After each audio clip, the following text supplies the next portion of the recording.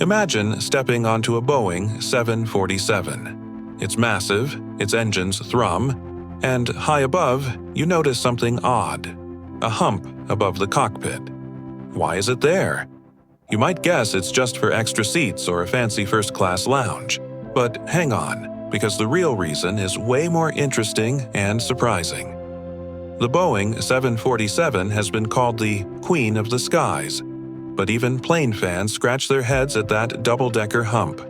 In this video, we're diving into that mystery. No heavy jargon here, just a cool story from aviation history. You'll learn why Boeing's engineers actually raised the cockpit up there, and it has nothing to do with giving pilots extra legroom.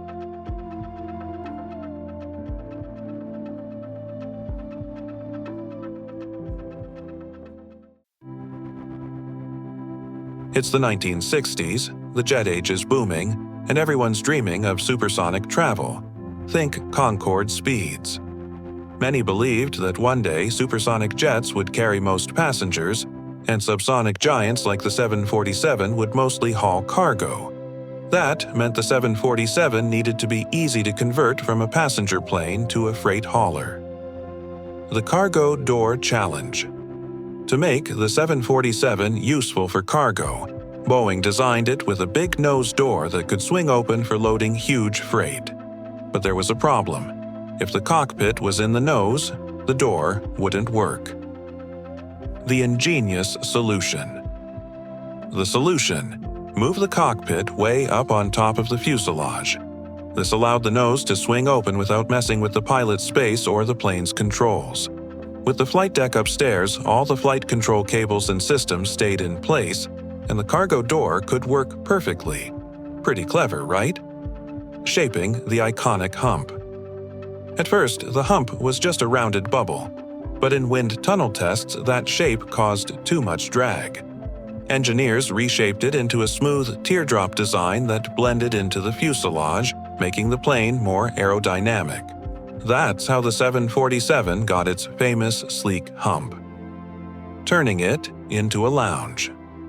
Now there was extra space upstairs, but what to do with it? In the early days, airlines turned the hump into luxurious lounges. Some 747s even had cocktail bars where passengers could sip drinks and socialize in the clouds. It was flying in serious style, from lounge to seats. Those party days didn't last forever. By the early 1970s, rising fuel costs made airlines focus on efficiency. The lounges were removed and the upper deck was filled with more seating. Over the years, newer 747 models extended the hump to fit even more passengers, but the basic idea stayed the same. So, what's the bottom line?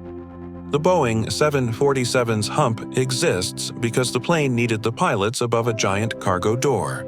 It started as a smart engineering solution and ended up becoming one of the most recognizable shapes in aviation. Next time you see a 747 taxiing down the runway, remember, that hump isn't just for looks. It's a piece of history, born from supersonic dreams, cargo plane needs, and even a touch of luxury. If you learned something new today, hit that like button, subscribe for more, and tell me in the comments what surprised you the most. Thanks for watching, and stay curious out there.